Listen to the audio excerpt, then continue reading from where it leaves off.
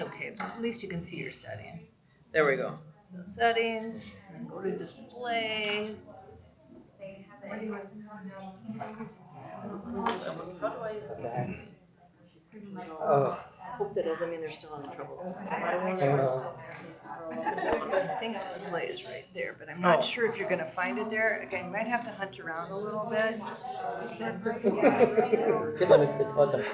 Until it comes to the technology I'm given here. That's all I'm going to say.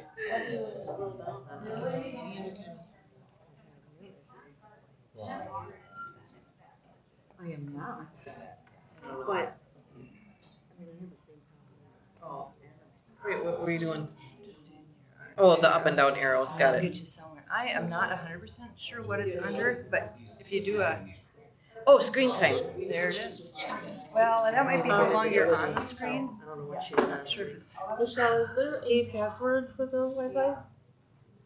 For the Wi-Fi. It's over here. Yeah.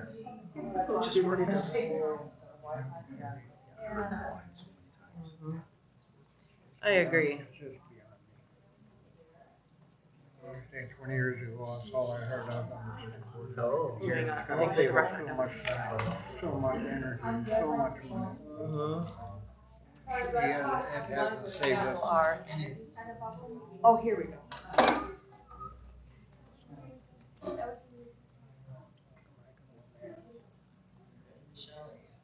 I'm sorry. Password. Doing a scavenger hunt? You kind of looked like you were. Hi, Deb. Did you see it over there somewhere? Or? That didn't work. Kendra, can you find out what the password is for getting in?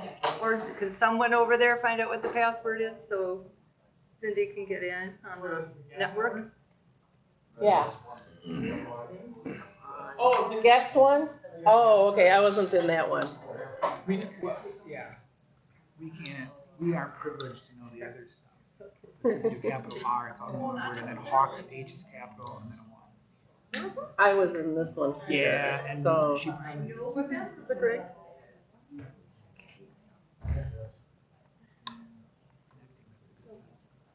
Well, that one said that too. Oh, don't get too excited. Yeah. Hawks 1 with a capital R and a capital H. Oh, okay. I didn't have the capital. All right, are we ready? It's 6:31. We'll call this meeting to order. Pledge allegiance. Pledge allegiance to the flag of the United States of America and to the republic for which it stands, one nation, under God, indivisible, with liberty and justice for all.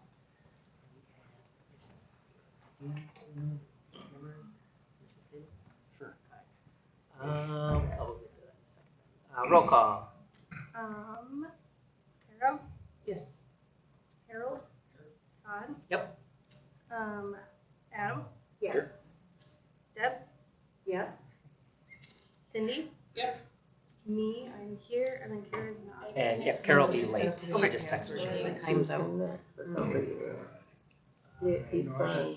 Dumpster day and that's Shut it off, maybe. next week. There you go. That'll work perfect for that. Proof of public notice. And mission statement. Mission statement of the Gale-Ettrick-Trempealeau School District is learning for all, learning for life. All right, item 6, consent agenda. We have the approval of the minutes, approval of financial and personnel update. I'll take a motion for approval of the consent agenda. Motion by Sarah. Second by Adam. All those in favor signify by saying aye. Aye. Opposed? Motion carries. Very, very weak aye. Trying to connect there and I can't get it. Everybody's distracted. They're distracted by all like trying to get on the computers. Yeah, all right, hallelujah. Item 7, public comments. We have none. And item 8, correspondence. All I have, and I think most of you got this, there is a WASB Summer Learning Symposium coming up in July in Stevens Point. Those can be kind of a mini conference. If you're interested in attending anything like that, please let us know. Kendra and I one of us will take care of you, make sure you have your reservations, etc. Yeah, just an opportunity. Item 9, staff and student recognition. I just want to recognize the athletic programs. I did have a chance to attend the track and field banquet, and very good turnout for that. And baseball is wrapping up, we're in the process, and softball. So sports and activities like that. And anybody else? I just went to the CISA 4 annual meeting, of course. They have a really cool program, which I'm sure you know about, Michelle. It's called the Wisconsin Special Educator Induction Program. And what it is it's something that they've put together that special ed teachers, you can have up to, I think, 3 per school take part into it. They only accept so many. But what's great about it is it's actually a 3-year program where the teachers come so many times over to CISA for kind of all-day instruction. And then there's times where CISA comes and works with them in the classroom. And it's been a really great program that has they've tracked it, and it has like a high 80%, I can't find my notes from it, sorry, but it was like a high 80% number of keeping those teachers in those positions in those schools. So that's kind of exciting to hear. And the even better thing about it is it's free. And so, I guess we'd want to encourage those educators in that area to take part in that. And then also, too, they said they know that it, of course, costs money to get subs for when they have to come to classes over there. So there are funds available to even help cover the sub. So it's kind of like cool. Also, too, Larry Cyrus, who is the rep from the CFC school district, he's our head for CISA with the WASB group. And so he would like to come talk to all the schools in the CISA 4. I kind of just mentioned to him that maybe that might be a best night to do that would be like one of our committee of the whole nights or something. But he just feels that there's a lot of good things that aren't being taken advantage of that are great for school board members through WASB. So we'll probably be hearing from him at some point to see if he can't do a little talk with us. He's really a cool guy, very, very great guy.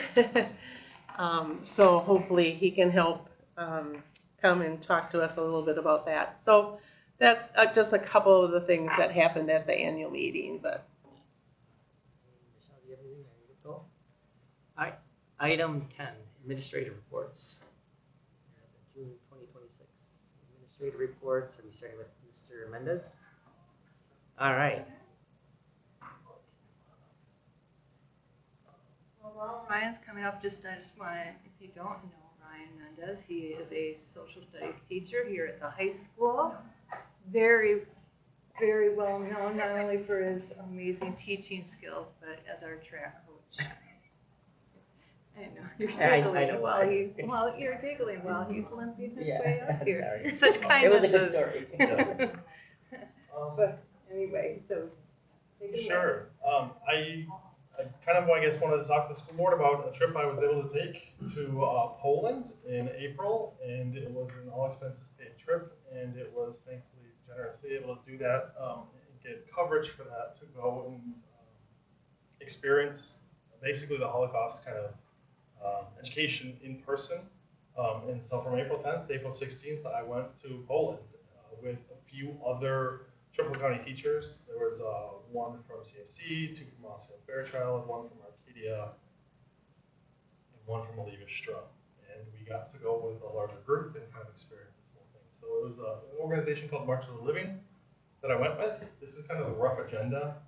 Scott and I, who was the Oliva-Strum teacher, showed up kind of a day early just because of flights and the way it worked out. And we got to kind of explore Krakow. And The next day we went to two small villages outside of Krakow, Poland, kind of where we were stationed. And we got to learn about Jewish culture, look at the mass burial grave sites, and learn about the Einsatzgruppen, which is kind of a Nazi police squad that kind of would follow in. Next day we went to Auschwitz for the whole morning. We were there right away when it started, and we only took kind of lunch just after 1-ish, and then we went to Birkenau, which is very close to Auschwitz. And then later that night we attended a ceremony to start Yom HaShoah, which for Israel and the Jewish people is the Holocaust Remembrance Site. The next day we did the whole, kind of a whole thing. We went to the Krakow ghetto in the morning. We got to see what's left of Oskar Schindler's factory. Really, it's just a gate with a bunch of pictures at this point. And then we took a bus to Auschwitz. And from Auschwitz, we walked with about 7,000 other participants to Birkenau. It's about 2 miles that we walked. And then we there attended a ceremony, listened to the testimony of a lot of Holocaust survivors and survivors of the October 7th attacks in Israel. And then next day was kind of a lower day. We didn't do anything Holocaust related. We just looked at a very, very, very cool salt mine in Krakow, and we also visited the castle, which we were stationed in a hotel right next to the castle, so it was like we saw it every day. And then came back on the 16th. So that's kind of what it was. I have a few pictures, and I just kind of want to share those with you. So this first picture here on the left is a picture of the synagogue that we went to learn about Jewish culture. The man standing in the blue there, it was our guide. We had a complete guide. We had like guides for every little part of the way.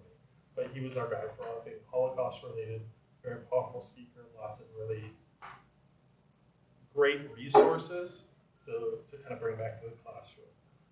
And then we went to the mass burial grave sites, which included, of course, non-Jewish members of this small town, and then Jewish members of the small town. We talked a lot about how we knew the names of sort of the Christians that were executed, but not the Jewish population, in part because that particular town lost every Jewish person in it in the Holocaust. Then we went to Auschwitz, the gate with the famous kind of which is the work will set you free.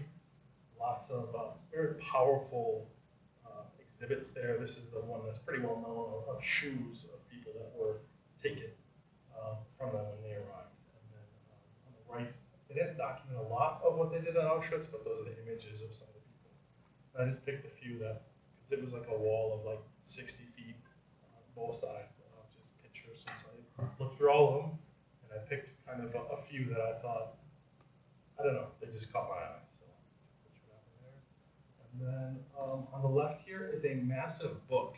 It's on both sides, and it's an organization called I'm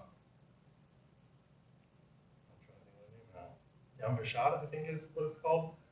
They put together all of the list of the 5 million Jewish people that they could find that had been killed during the Holocaust, and so you could look through, and it's alphabetical, and it's both sides. So we spent a lot of time in there. Some of our group were from Israel, and they were looking for relatives.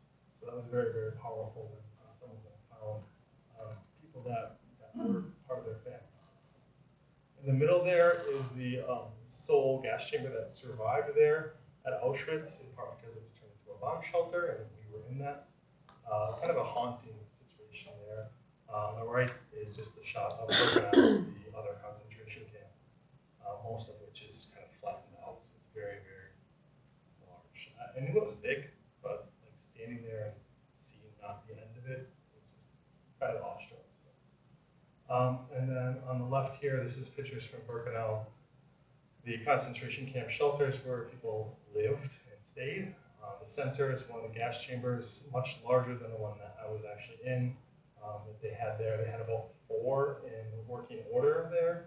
And then that placard there, it says, "To the memory of the men, women, and children who fell victim to Nazi genocide, here lie their ashes, may their souls rest in peace." So part of the process of the Holocaust was, of course, cremation, and they just dumped them into an area. And that's just a recognition of that. And then this last picture here, this is our group, our smaller group within a larger group. And in the center there in red is Irene Shashar, who was a Holocaust survivor. She was about 5 or 6 when she was, when this all happened and when she was kind of taken. And then next to her is her granddaughter. And then the rest of the people in that image are from Trempealeau County. So the two people here on the left, son and father, and then the wife just next to him, and then the rest of us are teachers. So that was our kind of experience to go there and to get to meet Holocaust survivors and to learn the Holocaust education firsthand and to get a well-seasoned guide who's been doing it for 20 plus years to talk about and share stories. So that's kind of what I have for you. I didn't want to take up too much time. Do you have questions for Ryan? Yeah, if you have questions, I definitely can answer.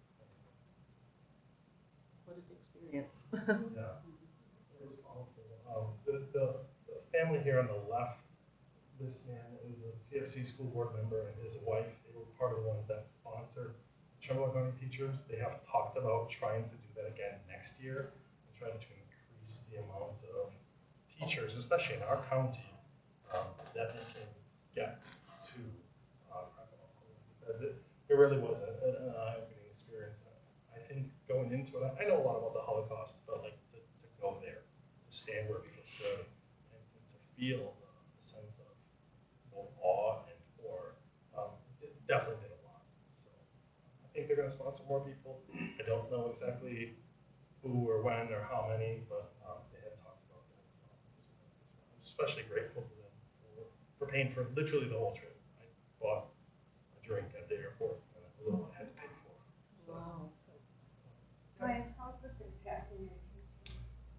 Yeah, so I think the biggest thing for me right now is shifting what I do with my sociology class and talking more about, it's something I did a little bit in U.S. history, but talking more about conformity and obedience and looking at the Holocaust as an example of that, and then of course just kind of expanding, because I think at every level in our district, at least middle school, high school, we try to do slightly different things with the Holocaust. We're not overlapping and double dipping.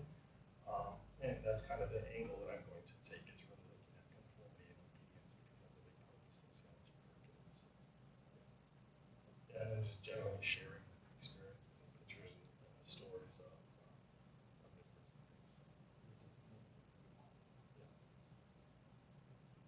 So, yeah. Any talk of the Ukraine situation at There all? was. The organization that I was part of, I'm going to go back to the front of it here, is called March Still Living. They're not a political entity, but there was a lot of discussion of the geopolitics of Europe and how we had to increase security and safety. So most places we rode a charter bus, but we had a security unit with us. It was just one guy, but he checked every single time before we would be allowed on the bus, in part because of geopolitics of Ukraine, but also the fact that some of our members on our larger group were Jewish, and there's a lot of anti-Semitism lately, and especially they were fearful of an attack on Yom HaShoah, which is April 14th. So it was just a precautionary measure. But it was definitely like, I mean, you know that people are victims, but to be part of that group, that was like, okay, we can be targeted because of some of the people we're with. So, yeah, they don't. They don't. Yeah, definitely. I could go on and on, but That Thank was you. a pretty cool trip. thank you so much. Thanks. Oh, I have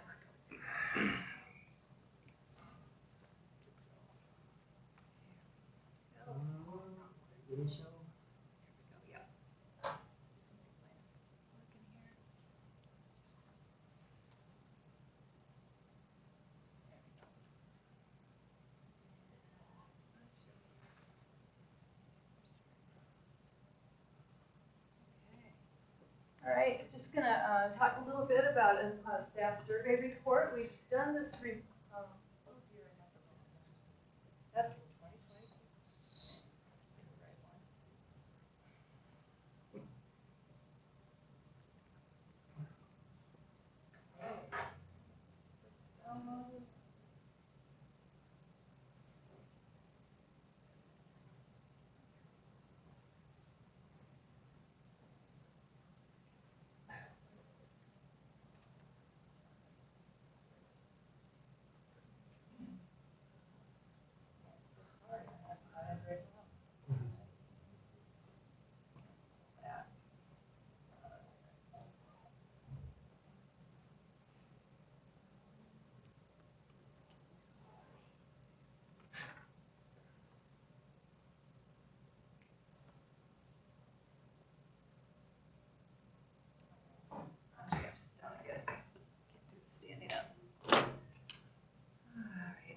as you know, we do the staff summary, and we do a staff survey and have done them every year since 21, 22.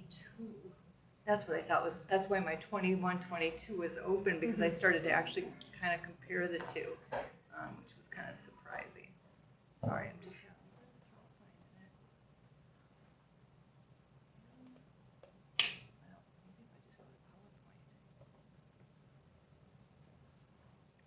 I just go to PowerPoint. This is pretty basic.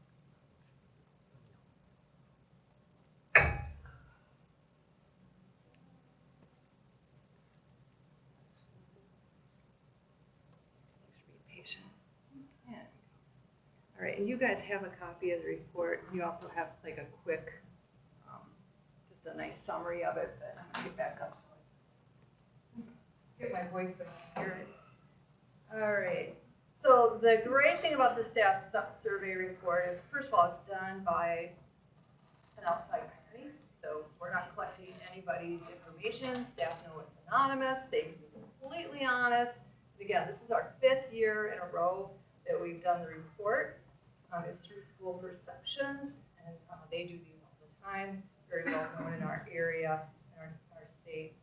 It's a reputable source. So we had 144 respondents, so 58% of our total staff participated, and as you can see, 47%, the vast majority were classroom teachers. Jump ahead just a little bit more. When you look at the numbers that you get for their answers, a 5 would be if absolutely everybody put a 5. I mean, everybody did the highest possible score. Strongly agree. That's never going to happen. So most scores fall somewhere between, you know, a 1.5 and a 4.5 or somewhere like that. Well, we don't have any. We do 1.5. We don't have anything that would have fallen on that end of the scale. But a 3 would be like neutral, sort of in that neutral territory. So anything really above 3 is leaning towards more positive. Anything that would be below a 3 would be more negative as a total response from your staff. And then they break the questions down. So the first section of questions that we're going to look at are, there we go, workday questions. So asking about my supervisor, looking out for welfare, that your supervisor is effective in management, feeling comfortable talking with my supervisor. Do I look forward to going to work? Look at some of these numbers now, 90-some% on all of these. And what's also important here is we're comparing last year and this year, and they all went up. And one of them went up quite a bit. I think that first one's pretty important for the people out there, all the people that are the supervisors of our staff. Speaks very positively to our administrative team and the work that they're doing, and that staff are seeing them in a more and more positive light. So the next one is also on the work day. I feel safe at work. The work I'm asked to do is reasonable. I have access to technology that I need. I have healthy working relationships. Again, all answers, the lowest one there, 86%, the rest of the 90s. 99% for feeling good about your coworkers. I don't know how many people have jobs where they feel that way about their coworkers. That says a lot about our staff as a whole. And I would agree. We have just phenomenal people, and they feel good working here, working with each other. And again, all of those were increases from previous years' scores. I have the technology I need to do my job well. That one went down just a tad, at 0.2. So from 4.230 to 4.29, still well up in the 4s, so something. We did have some internet issues this year. We also had a lot of technology work that may have, created a few people to be frustrated a day or two throughout the year, so that might be why that went down just slightly. And then I have the materials and supplies I need to do my job well. This is the one where we all went, the group looked at this, Tuesday or Thursday of this week, and we're all kind of puzzled. So now what we'll do is we'll break that down. Is it teachers? Is it support staff? Is it paraprofessionals? Who felt that they didn't have the materials that they needed? Was it a particular building? So we'll dig into that. We don't know that right now, but it's down a little bit. So Again, still at 91%, no positive. Then the environment, administration handles student discipline in a consistent manner. At 81%, all students are respected, 90%. This one, I trust my supervisor, 95%. Again, wow, what a testimony to the people over there. People trust, 95%. I looked at 2021, 22, what our results were that year. That one was at 74%. We're now at 95. We've come a long way in 5 years. A lot more trust. Now remember, 21, 22, that was the year, that was the year that we had gotten through a year of COVID, but it was the hardest year. People had to teach in 2 different ways, lots of absenteeism, very stressful time for staff. So we came out of that, and I felt like that was a baseline survey, and then, again, we've just been going up since then. And we increased from last year to this year as well. All right. And then information important in my work is shared with me in a timely manner. That was positive as well. Keep going. I have opportunities for training at 95 and 97%. I received useful feedback at 81%. It's okay to discuss feelings, worries, and frustrations with other staff members, 89%. Staff in the school trust each other at 90%. All increasing over this last year in our scores. Lots of 4-point ups for scores. My supervisor places the needs of children ahead of personal and political interests. Staff input is valued. Staff in the school respect colleagues. Our staff handles student discipline consistently. That one's one of the lower ones at 68%, so they're actually grading themselves a little bit harshly, and I think sometimes that's typical because we don't really know for sure what's going on in the room next to us. Maybe hear things, but it's easy to assume things too.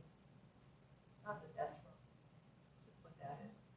Our staff does a good job of educating our students. 99%. Yes, I agree. I think you guys are doing a great job. Our staff is working hard, doing great things. And our school's discipline practices are effective at 67%. A little bit lower, and it went down just a tiny bit, but not much in the decrease. I think that's one that varies depending on the experiences that you're having. Let's go on to the next section, support. This one's interesting. School board is doing what it takes to make our district successful. Back in 22 or 21, 22, that number was at 60%. It is now at 85%. School board, that is a testimony to you. Yes, Todd, it is all about you. Yeah, no. You're right. We'll leave it like that, yeah. Yeah. I didn't know if that's what you said, but I thought I'd go there anyway.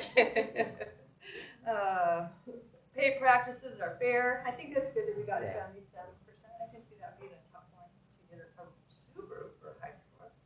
District is headed in the right direction. That was at 48% back 5 years ago, now at 90%. Again, I think that's a good testimony to the work that everyone is doing.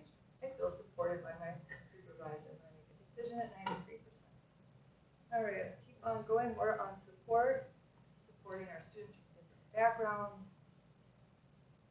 Students' emotional and social needs being met. This one's about all of the district administrators. That's at 89%. That was at 48% also 5 years ago. So nice increase for district administration.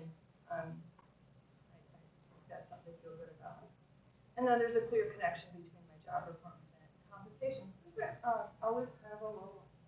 It's interesting, and it's probably based on the fact that the way our scales work, we're not performance driven. But it's all laid out though, right? Oh, it's clearly laid out. So it's not that it's hard to understand, it's just not necessarily the connection. And for some people that could be frustrating.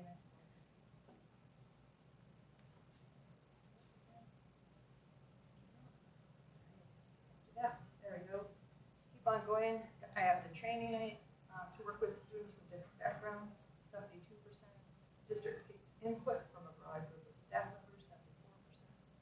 All students are given equal opportunity, 87%. Our parents and community support the school district, 92%. Again, all increases from last year. last one on support, I recognize when I do a good job at 79%. Our school has processes to ensure students have connections with one adult in the school, at least 1. 9% of the district is committed to growth and development of employees at 86%. All right, and then there's just some overall questions about, do we provide equal opportunities for breaks that down, looking at genders, racial, cultural backgrounds, special needs, and all of these increasing in a positive direction from last year. Again, as you look at that, just a very positive results on this survey overall, something to be really feeling good about. And then, would you recommend this district as a place of employment? As you can see, that is on the very positive side. Two that are below the neutral, but everything else way up there in the higher, in the green section, which is what we want to see. And I think that's why we've been actually getting applicants when we have job postings. People are making recommendations and saying, hey, come and work here. Recruiting people they know, friends that they would like to work with. That's all, and was going to just share that so you have those results. Again, very positive. Way to go, school board. Way to go, administration. There's some really good statistics there that we can kind of feel good about, and then we can dig into the ones that we're not sure about. So we're not done. Thank you, Michelle. Any questions for Michelle? All right, hearing none, we'll continue on. Item 11, unfinished business. So we have some policies that are updated. This is our second reading, so we'll need a motion on these, correct, tonight? Okay, so we have our Wisconsin local policy update, technical corrections, special update, school support organizations. 57 is also there. So I would take a motion to approve the policies as stated in our handouts. I make a motion to approve the adjustments to the policies. Motion by Cindy. Second by Adam. Any discussion? All those in favor signify by saying aye. Aye. Opposed? Motion carries. On to new business. Looks like we have some. We need to approve the student handbook changes for 26-27. We have the high school, middle school changes, middle school handbook, elementary changes, and the elementary handbook. So I'm looking for a recommendation, or recommended approval for the elementary, middle school, high school, and parent handbooks for 26-27 school year. Chance to take a look at those. Or do anybody want to talk about their changes? Anything major? Major? Small changes? I didn't go through any of these. High school staff, it just shows under multiple languages has Amanda highlighted. It just says Amanda. What is, there's highlights, but. Okay, high school, she's asking, what was that? High school staff. Oh, so Just a has the name change. Amanda. And then it just has meal price changes. It just means the ones that are highlighted are not updated current? Okay. Meal prices, as you know, you just approved the changes, so those have to go in. Those changes will go in there. Some homecoming dance policies. Yeah, those are things that have been or need to be updated yet. Those that are highlighted have to be updated, he said. And like the homecoming, so I'm like on page 10, the homecoming prom court eligibility. Jamie, they're talking about homecoming. Okay. It was a policy in the activities handbook, as far as if they had code violations, they could not be in court. So we transferred it to a student handbook as well. Got it. So just as it has to be in two places. So Yep. what's highlighted is new. Well, Or it's is it- highlighted, but is it new or has it not been updated? We have to approve it. Okay.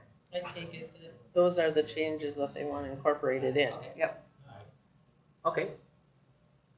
We have a motion Just and a an second. Amanda, I'm not trying to be picky here, but doesn't even have a that- last name. Yeah, Do we know what the title of the, what is? the ML person should be, it needs to be updated, that's not correct. Yeah. There's a new hire that you guys have approved, or that just has to be inserted there. So that one isn't correct, but the other changes are things that are correct and The other ones that are highlighted, like Ina and Jody and John. Those are all updated. Amanda, I just put Amanda's last name on it, in this position, and the other ones haven't been filled yet. it's Amber. It's Sure. Amber Teal. Amber Teal. Any other questions? So that was inconsistent, is what you're saying. It's confusing what was the change and what was still having to be changed. There we go. I have a motion and a second, right? I lost track where I'm at. Do we have a motion and a second? Okay. I would take a motion then. I think we were looking at them first. Okay. Is that, because a couple of people hadn't looked at them. Want to look at middle school I don't next? see any changes in that one. Are we doing each one separate or You can do them all together. all together? Okay.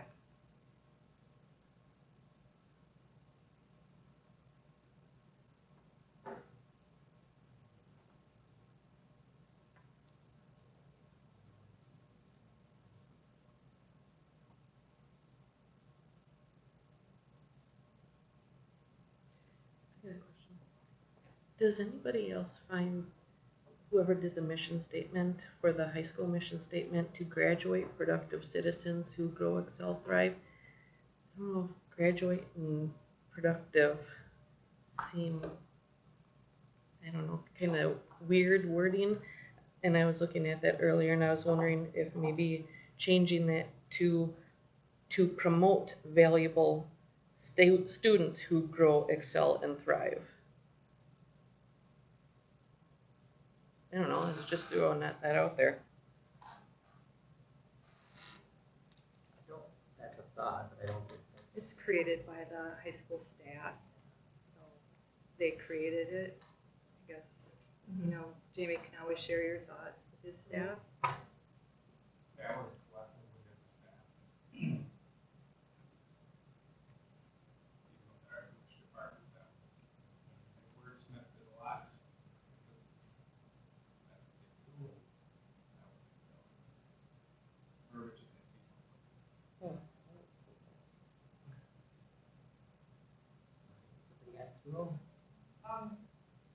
Just a question for the middle school. It's grading letter grades or proficiency or both letter and proficiency? Where you did switch back to still labeled letter grades, but with proficient standards. You still have standard grades, but using letter grades to report out on it. I guess the other big change is that we're moving back to letter grades for our employability skills. Okay. Going from an I, an A, and a P to an ACF for employability skills. Okay. So the employability skills, there is only ACF. It's not like a B or a D. Okay. Thank you. The three-letter grade and the parents, again, were confused because the I, the A, which means middle for employability. Yeah. But the letter grade means something different, so we Yeah. went back to. So it's, got it. Thank you. Yeah.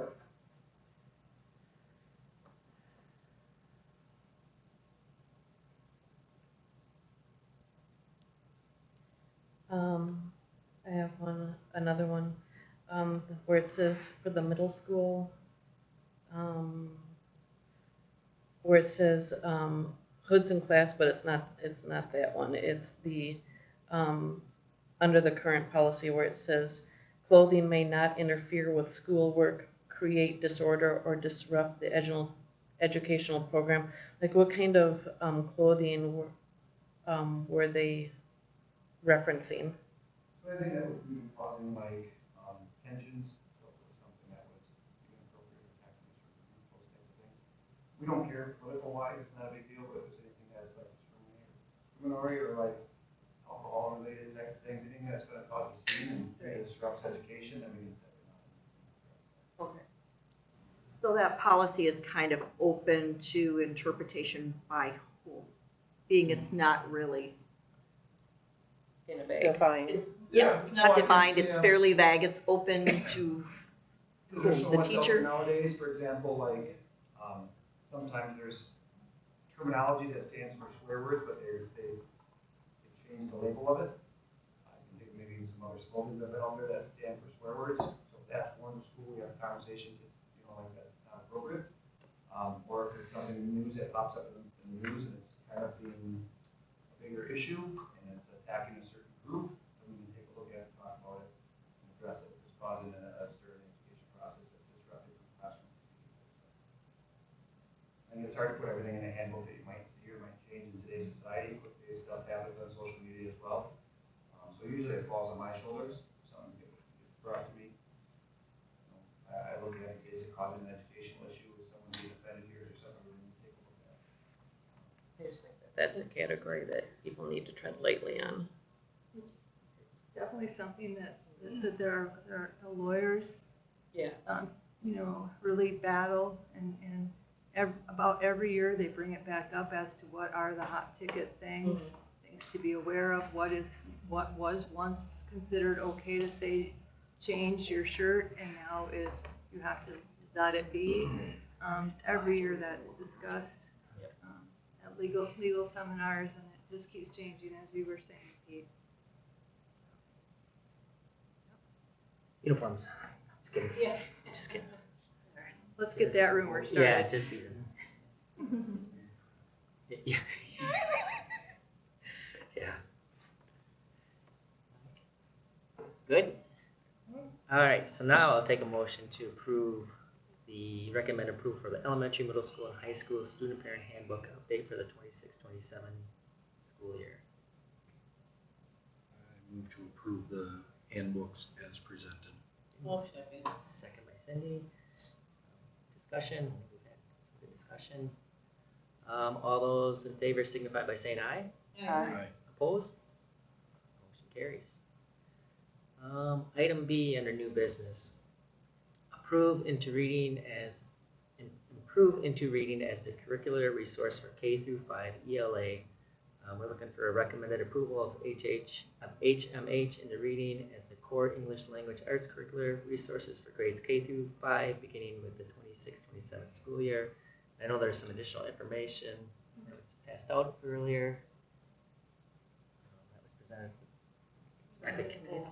So, everybody's had time to look at that, presented. And if there's no questions on that, I'd take a motion to approve into reading as a curriculum resource. I move to approve. Second. All those, any discussion? All those in favor signify by saying. A second. Oh, sorry. Thought you were bringing in the reliever. All those in favor signify by saying aye. Aye. Opposed? Motion carries. All right, committee reports. We did have our committee of the whole last week. I know you sent out in your weekly the updated template for where you'll be presenting the building referendum. Yep.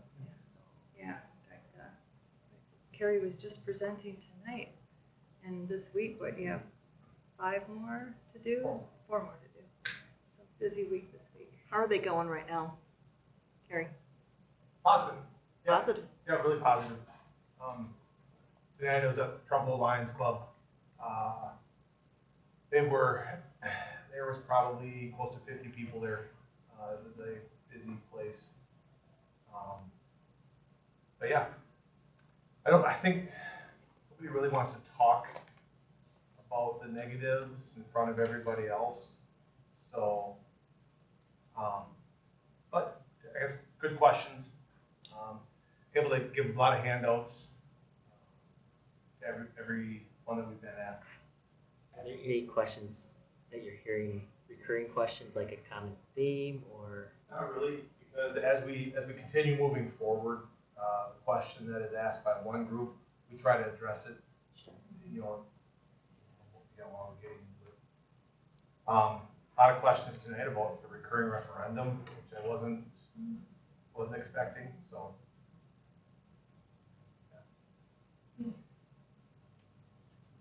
You done Town of Caledonia yet? Yes. You did?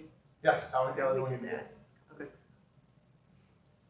You know, I haven't read all the way through the website again, but, you know, I had mentioned to you that there was no mention of that we're having increasing enrollment, thus leading us to, you know, need the additional classrooms. And I have not quite seen that out there yet. But I haven't read through every page, so, but I just think that's a real key bit of info to Something support. I talked about when we've gone to these presentations, but yeah. You know, why do we have a portable at Gale-Ettrick?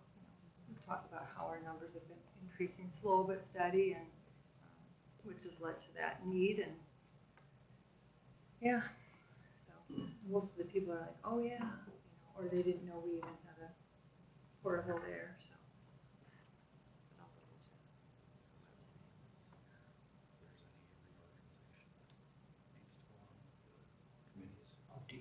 What are we for reorganization? So at committee of the whole, we kind of took a look at the committees. We added Scotty to a few, and then we still have some openings, but we also know you're potentially appointing someone Right. new. So And I think it's nice that we have a work on committee of the whole too, which makes it a little bit more open and maybe, but I was gonna have a printout tonight. I'm sorry, I will just hide my mind is somewhere else. Normally I would never admit to this, but my daughter was supposed to have a baby sometime today, and I'm still waiting. You rock, Mom. Oh, she hasn't had it She yet? has still not had this baby. She was induced last Night night. at 9 o'clock, so we are waiting. oh, let's speed this up then. Not just kidding. What day is she due? She's due a week from Monday. They're just getting things rolling. I will have those copies for you. I know I did attach it to an email a couple weeks ago, but with the committee Yeah. assignments. Well, when we get a chance, there's no rush to that, so.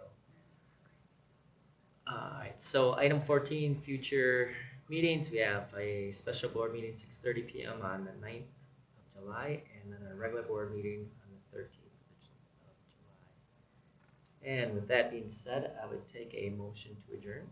Sure. Cindy, second? Second. Second? Alright. All those in favor signify by saying aye. Aye. Any opposed? I beat you by a week. Really? Oh, you've got your 7th grade. Oh. Yeah. I know, we just keep competing back and forth. I think after this one, mine's gonna be done. It's so. gonna be done. Big baby, like a really big baby.